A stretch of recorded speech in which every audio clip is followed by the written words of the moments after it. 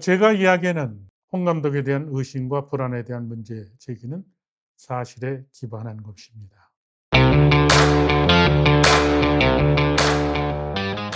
자, 브라질과 경기 0대 5로 참패한 후에 대한민국 축구 팬들 화가 많이 나셨습니다. 그리고 대한민국 축구에 대한 문제 중심에는 홍명보 감독의 능력에 대한 의문부호를 또 제시하는 팬들이 엄청나게 많이 화를 내고 계시고 또 저에게 개인톡으로 문자들을 보내고 계십니다. 자, 신문사의 꼬리에 오는 축구 권력자 그리고 대한축구협회 눈치를 보지는 않습니다. 신문사는 수십 년을 정치 집안이 축구를 독점하고 있는 부분에 대해서 늘 문제 제기와 행정에 대한 문제점 그리고 부정과 부패 단 한치의 물러섬이 없이 저는 맞서 왔습니다.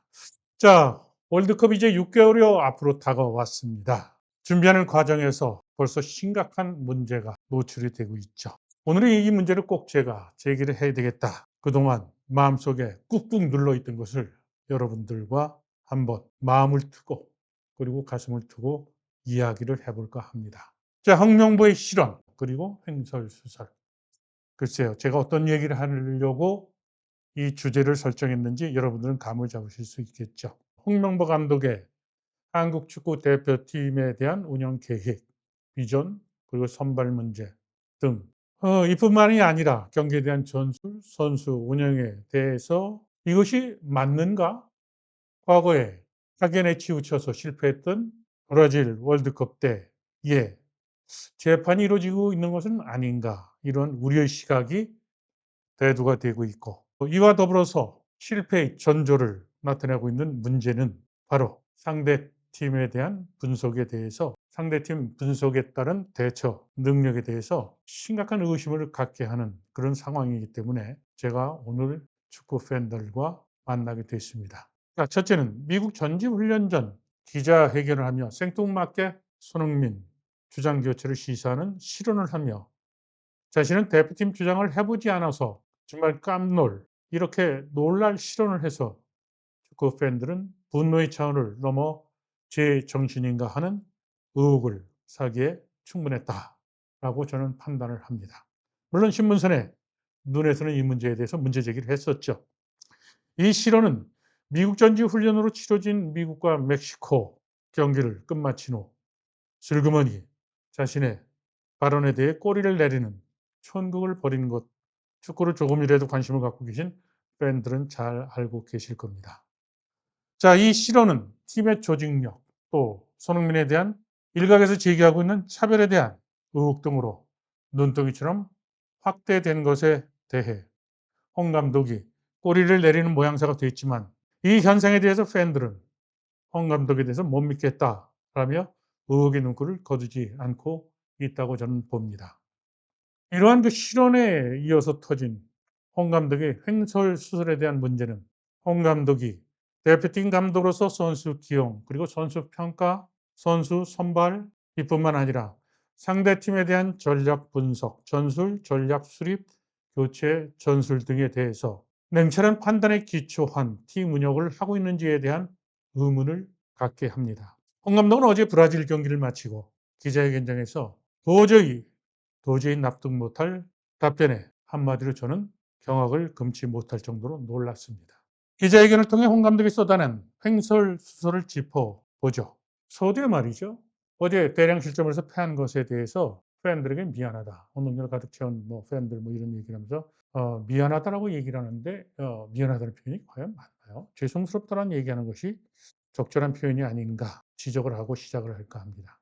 홍명보 감독은 기자회견장에서 브라질전에 두 가지를 준비했다라고 말문을 텄습니다. 첫째는 빌드업 과정에서 상대의 전방 압박 숫자가 많게 되면 롱볼을 이용해 가지고 우리 공격수와 브라질의 수비수 간 1대1 상태로 만든 상황에서는 앞쪽으로 던지라고 이야기했고 상대보다 우리 숫자가 많을 때는 빌드업으로 하자고 이야기를 준비했었고 문법상에 좀 틀린 것이 있는데 이것은 홍명보 감독의 특유의 어법이기 때문에 그대로 옮겼습니다. 중요한 거는 빌드업이라는 거는 경기를 하는 데 있어 굉장히 중요한 부분이라고 이야기를 합니다. 그래서 선수들이 물론 빌드업을 하다가 뺏겨 가지고 상대한테 실점도 하고 했지만은, 그러면서 솔직히 자신감이 조금 떨어진 부분도 있지만은, 자 중복해서 이야기하는 거 그대로 제가 옮겨 적은 겁니다. 그런 과정들을 계속 거쳐야 한다는 생각이 들고요. 뭐 무작정 빌드업을 해야 한다는 것은 아니지만, 되도록이면 빌드업을 해 나오면서 결과적으로 빌드업의 가장 중요한 것은 볼이 앞으로 가는 것이거든요. 앞으로 가는 것은 길게 가냐, 롱볼로 가냐, 짧게 가냐, 그것을 선택하는 것이 되는 거죠.'라고 어제 참으로 홍 감독의 경기에 대한 총평을 들으면서 대표팀의 전략 그리고 전술 코칭 철학은 무엇인지에 대해 의문만을 갖게 됐습니다. 빌드업이라는 용어를 가장 많이 썼던 주자는 벤투 감독이었었죠. 경기 운영 중에 경기 전개를 위해 홍 감독이 주장하는 전술은 단 두 가지뿐입니다. 빌드업의 도구인 볼 처리를 롱볼과 짧게 처리하는 패스를 이야기하고 있는 것을 어제 브라질 경기 후에 확인할 수 있는 대목이었습니다. 브라질과 중요한 평가전을 통해 롱볼과 짧게 처리하는 패스를 바탕으로 하는 이야기를 하는 것은 수학에서 방정식을 푸는 과정에서 더하기 나누기를 논하는 것과 같은 참으로 답답한 논리로 경기 총평을 하는 홍 감독의 축구에 대한 철학, 지식, 상대팀에 대한 전력 분석에 대해 무엇을 어떻게 누가 대응을 하고 방법론적 시각에서 선수들과 약속을 하고 지시했는지에 대해 과연 준비된 것이 있는가 하는 의구심을 갖기에 충분하다고 저는 생각을 했습니다. 홍 감독은 미디어들의 질문에 빌드업을 계속 되풀이하며 오늘 중간에 상대의 포워드들이 스트라이커 역할을 하기보다는 약간 더 내려와 가지고 미드필드에서 역할을 하면서 본인들이 볼을 미드필드 지역에서 볼을 잡아 가지고, 제가 이거 중복되는 얘기는 홍 감독 얘기는 그대로 옮겨 적은 겁니다. 빠르게 공격 전환에 올라오는 우리 수비수들이 맨투맨을 하기보다는 계속 밀려오는 상황이 좀 있었거든요. 그렇기 때문에 조금 더 예를 들어 볼을 잡았을 때 누군가 뒤에서 한 명이 더 나가 가지고 볼 갖고 있는 사람을 좀 더 밀착하고 나머지는 커버링할 수 있는 뭐 그런 거를 전반전 끝나고 지시를 했고, 물론 중간에 포백을 한번 바꿔 볼 생각했지만은, 지금 이 경기는 우리가 선수 구성도 마찬가지고 또 경기 자체적으로 우리가 이 경기는 경기 결과야 중요하지만 저희 자체로는 5백으로 이 경기 마치는 게 나았다라는 생각에서 그냥 중간에 변화 없이 그냥 갔다라고 또 이야기를 합니다. 그러면서 홍 감독은 일단 전반전에 몇 장면들은 괜찮은 장면이 있었어요. 수비도 그렇고 공격도 그렇고 앞쪽에서 전방 압박 나가는 건데, 근데 어느 시점에서 이 선수들이 브라질 선수들이 개인 기량이 좋고 패싱력이나 개인 테크닉이 좋기 때문에 우리가 압박 나가는 거에 조금 주저함이 조금 보였어요. 그러다 보니까 결과적으로 몇 장면 좋았던 장면에 압박보다는 조금씩 무르기, 그러니까 후퇴한다는 뜻인 것 같아요. 시작했고 상대에게 공간을 내주다 보니까 그 공의 안으로 들어오고 우리 수비수들이 어려움을 겪었는데요. 자, 저는 전반전 끝마치고 말이죠. 우리 선수들에게 뭐 괜찮다고, 괜찮다고 우리가 하고자 하는 거에서 뭐 실점은 하였지만 뭐 그런 거 신경 쓰지 말고 더 적극적으로 후반에 준비했던 거 하자고 선수들에게 이야기를 했습니다. 라고 기자들에게 인터뷰를 했습니다. 인제 제가 홍 감독의 기자회견의 내용을 갖고 비난이 아닙니다. 비판입니다. 홍 감독의 기자회견 내용 중에 말이죠. 지금 홍 감독이 얘기하는 전술과 문제점을 이야기하는 내용에 저는 이 문제를 제기하면서도 한마디로 깜놀했습니다. 제가 대학원에서 프리미어리그를 포함해서 각국 대표팀 경기 분석하는 제자들을 논문을 지도하거나 축구 분석을 하는 수업을 통해서 분석에 대한 툴을 갖고 하는 학문적 시각에서 홍 감독의 기자회견 내용은 제가 도저히 납득할 수 있는 수준이 아니라는 겁니다. 홍 감독이 어떻게 픽업 라이센스를 땄을까 하는 의문과 더불어 홍 감독이 은퇴 후 지도자 생활을 시작할 때 각종 특혜를 받으면서 제대로 된 코스웍을 받지 않아서 국내의 많은 축구 지도자들, 그 당시에 대한축구협회 개혁을 주도했던 축구연구소, 그리고 축구연구소와 더불어서 과거에 장영복 감독님 또 박정원 감독님 두 분은 이미 타계하셨죠. 그리고 생전에 계신 김호 감독님이 주축이 돼서 박병주 감독님도 계셨군요. 이분들이 지도자협의를 만들어서 홍 감독의 특혜에 대한 문제를 제기했던 이유가 세월이 흘러서 브라질 월드컵의 참패 이후에 또다시 내년 열리는 월드컵에 앞서서 감독으로서 갖춰야 될 기본적인 지식과 정보, 능력, 그리고 경기 상황에 대한 판단력, 뭐 기타 등등 이러한 심각한 문제점을 느끼게 됐습니다. 홍 감독이 기자회견에서 "실전 장면에 대해 개선해 나가야죠."라고 이야기하였지만 왜 실점을 했는지에 대한 분석과 해석을 전혀 언급조차 하지 않고 또 제시하지 못하는 감독의 경기 분석에 대한 한계에 대해 참으로 안타까운 마음일 뿐입니다. 자, 홍 감독이 한 이야기를 그대로 또 한 문단을 읽어 드리죠. "개인적인 실수는 나중에 또 실수를 안 할 수 있는 문제이기 때문에 너무 부정적으로 볼 필요는 저는 없다고 생각이 들고요. 김민재 선수가 다음 경기에 또 실수를 안 할 수도 있으니까 팀으로서는 앞에서부터 우리가 좀 지난 미국 원정 때 잘 되지 않았던 게 조금 압박 타이밍이나 강도나 잘 되지 않았어요. 그러니까 브라질 경기 때 미국 경기는 잘 됐지만 뭐 이런 맥락에서 얘기하고 있는 것 같아요. 이 부분을 개선해 나갈 방향이라고 생각하고 있다고 이야기를 합니다. 팀으로서 하는 방법을 선수들에게 찾아보자고 이야기를 했지만 그런 부분에서 잘 배웠던 것들을 잘 메꿔 나가야죠. 그 방법밖에 없다고 봐요. 이것이 브라질과 경기 이후에 홍명보 감독이 기자회견했던 내용의 주 멘트였습니다. 자, 홍 감독에게 저는 고언을 합니다. 어제 브라질 경기 대패는 브라질의 전술적 운영에 대처하지 못한 감독의 능력이 참패의 원인이었습니다. 브라질은 4-2-3-1 포메이션으로 나섰고 최전방에 마테우스 쿠냐 선수가 원톱으로 나섰죠. 한국은 3백을 구축해서 중앙 수비를 견고히 하는 홍 감독이 경기 전에 또 언론과 인터뷰에서 3백을 선택한 것은 현재 한국 대표팀의 선수 중에 중앙 수비수가 좋은 선수가 있기 때문이라고 전제를 했던 것들 아마 축구를 좋아하시는 분들은 기억을 하실 겁니다. 3백을 구축했어요. 자, 3백을 구축했는데 브라질은 한 명의 완톱이 들어왔죠. 마테우스 쿠냐. 맨유에서 뛰고 있는 선수죠. 그러니까 어떻게 됐습니까? 여러 명씩 뛰는 축구에 숫자 놀이에서 1대3 우리는 두 명의 숫자상의 로스가 발생이 됐던 겁니다. 수비 숫자의 손실을 이야기한 문제에 대해 홍 감독은 5대0으로 참패 후에도 제대로 판단하지 못하고 있는 것은 매우 심각한 문제라고 저는 생각을 합니다. 분야에게 김민재, 오른쪽에 조유민, 왼쪽에 김주성. 즉 3백이 쏠리다 보니까 처진 스트라이커 호드리고와 왼쪽 날개 비니시우스, 오른쪽 윙어 에스테반에게 큰 공간을 내주는 허점이 됐죠.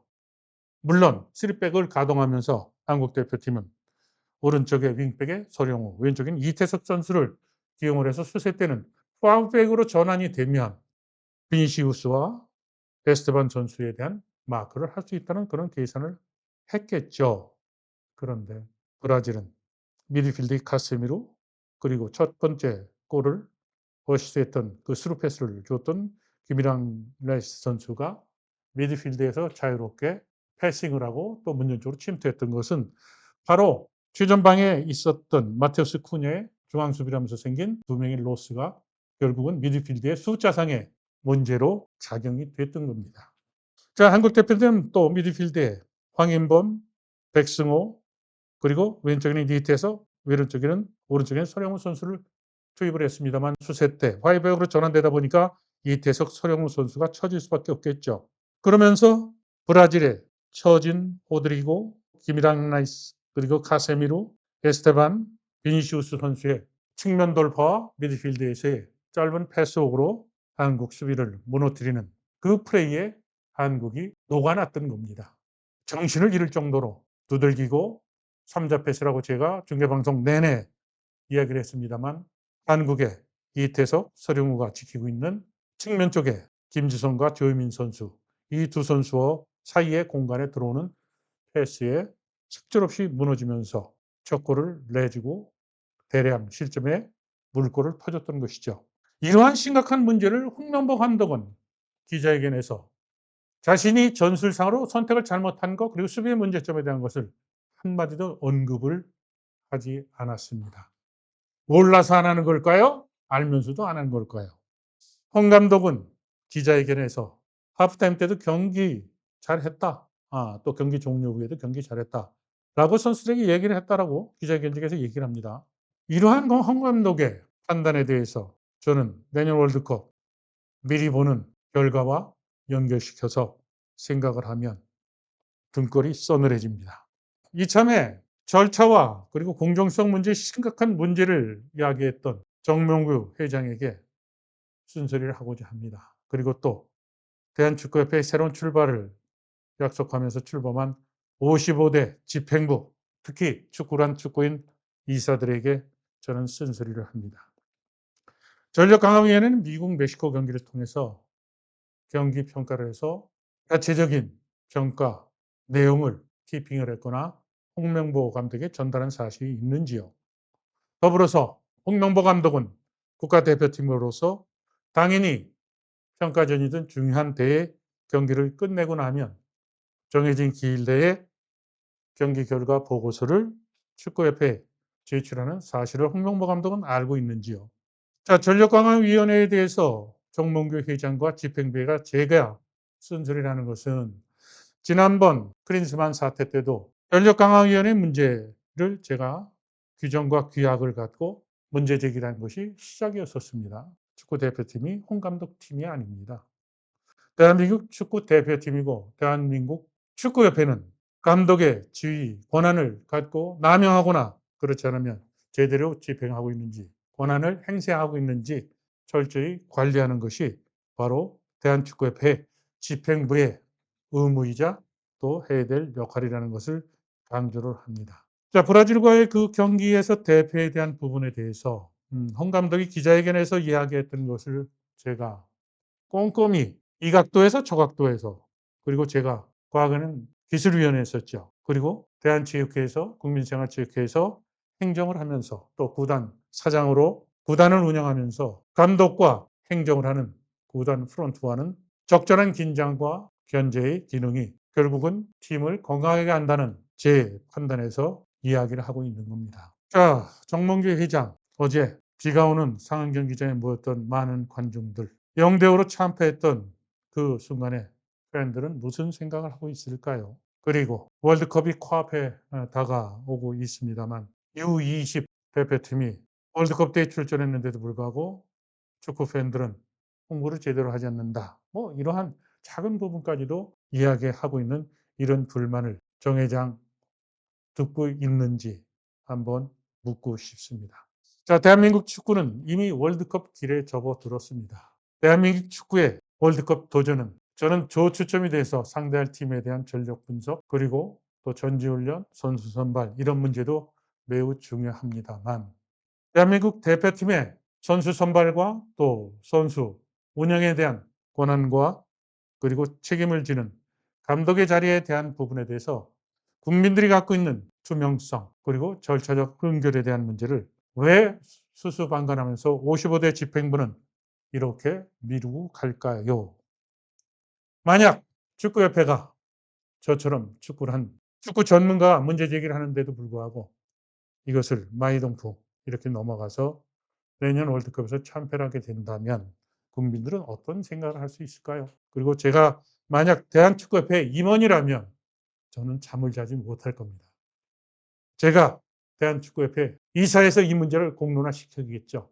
홍명보 감독에 대한 투명성과 또 공정성에 대한 정부 측으로부터 지적받은 거에 대해서 지금 이 순간 판단하는 것이 늦지만 가장 빠른 선택이라고 주장을 하면서 늦더라도 이 문제는 대한민국 축구 대표팀의 월드컵 성적과 직결되는 심각한 문제라고 생각하기 때문입니다. 자, 경기력이라는 것은 여러 가지 지표를 갖고 우리가 해석을 하죠. 선수들의 능력, 또 감독의 능력, 그리고 협회 행정의 지원, 그리고 정보, 경기 분석력, 뭐 기타 등등등 이런 모든 지표들을 갖고 경기 분석을 합니다. 자, 지난 미국 그리고 멕시코의 경기 때 신문선의 눈에서 저는 착시 현상을 경계하라고 이야기를 했었습니다. 미국과 우리가 2대0으로 이겼지만 슈팅 숫자나 유효 슈팅 숫자 그리고 우리가 먼저 골을 내줬으면 어떻게 됐을까 하는 문제 제기를 하면서 수비 숫자는 많지만 상대 미국에게 슈팅을 많이 내준 수비의 문제점을 제가 제기를 했었죠. 그때도 3백이었습니다. 그리고 수비 때는 수세 때는 5백으로 전환돼서 어제 브라질 경기와 똑같은 상황이 됐었던 것이죠. 멕시코 경기에서도 우리가 동점골을 내줄 때 수비 숫자가 많은데도 불구하고 골문전 앞에 상대 선수를 자유롭게 놔주면서 동점골을 내줬던 순간에도 제가 한국의 수비수와 멕시코의 공격수 숫자를 한눈에 볼 수 있는 사진을 신문선의 눈 관전평에서 제시하면서 수비 시스템과 더불어서 마크에 대한 원칙을 제시하면서 문제 제기를 했었죠. 그때도 홍명보 감독은 3백이 성공을 거뒀고 수비는 잘하고 있다는 그런 판단하고 있는데 저는 아연실색을 했었죠. 자, 시간이 흘렀습니다. 브라질과 어제 경기에서 미국과 멕시코와 경기했던 내용과 같은 수비의 문제점이 그대로 되풀이해서 재현됐던 겁니다. 물론 브라질이 멕시코나 미국보다는 경기력이 좋으니까. 그리고 홍명보 감독대로 말대로 어제 기자회견에 했던 말처럼 상대가 기술이 좋고 능력이 있기 때문에 배워야 된다는 표현, 저는 지금 전쟁하는데 그게 적합합니까? 홍명보 감독은 브라질이 월드컵 남미 지역에서 5등을 했고 최근 월드컵에서 부진한 팀인데 우리보다 개인 전술이 뛰어나다고 누구도 인정한다면 한국팀이 갖고 있는 11명의 선수를 가지고 시스템과 수비 시스템과 팀 전술을 가지고 개인 전술과 부분 전술이 부족한 것을 커버하는 것이 바로 감독의 택틱 운영에 대한 기본적인 사항 아닙니까? 뭘 배운다는 얘기입니까? 월드컵에 배우러 나갑니까? 자, 한국 축구 대표팀의 월드컵은 이제 저 초점을 코앞에 두고 있고 또 14일은 파라과이와 친선 경기를 갖습니다. 파라과이와 경기 때 홍명보 감독의 전략과 전술 저는 더 눈을 크게 뜨고 살필 겁니다. 그리고 기자회견을 하는 홍명보 감독의 한마디 단어와 문장에 대해서도 저는 유의해서 볼 계획입니다. 2002 월드컵 히딩크 얘기로 제가 마무리하죠. 2002 월드컵이 끝난 지 벌써 23년 됐나요? 그 당시에 히딩크 감독은 전력 분석관이라는 생소한 용어를 갖고 전력 분석원을 활용을 했었죠. 영상 분석과 데이터 분석을 병행한 시스템을 벌써 구축을 해서 송정국 선수에게 피구가 유럽 지역에서 경기할 때 어떠한 기술적인 움직임과 또 전술적인 움직임을 하고 있는가에 대해서 분석을 해서 학습을 시켰던 것이 바로 송종국이가 피구를 꼼짝 못하게 했고 또 한국 대표팀의 승리로 이어지는 디딤목이 됐던 겁니다. 한국은 23년이 지난 이 시점에서 한국 대표팀의 감독은 빌드업 얘기를 하고 있는 현실에서 한국 축구는 과연 뛰고 있는 일본을 쫓아가기 위해서 축구 행정은 어떻게 해야 하는가에 대한 답답한 마음을 갖게 됩니다. 자, 국민 여러분들, 신문선과 함께 축구 개혁과 변혁에 함께 하시죠. 여러분, 신문선의 꼴이에요. 구독과 좋아요는 대한민국 축구를 더 건강하게 하는 동반자가 되실 겁니다.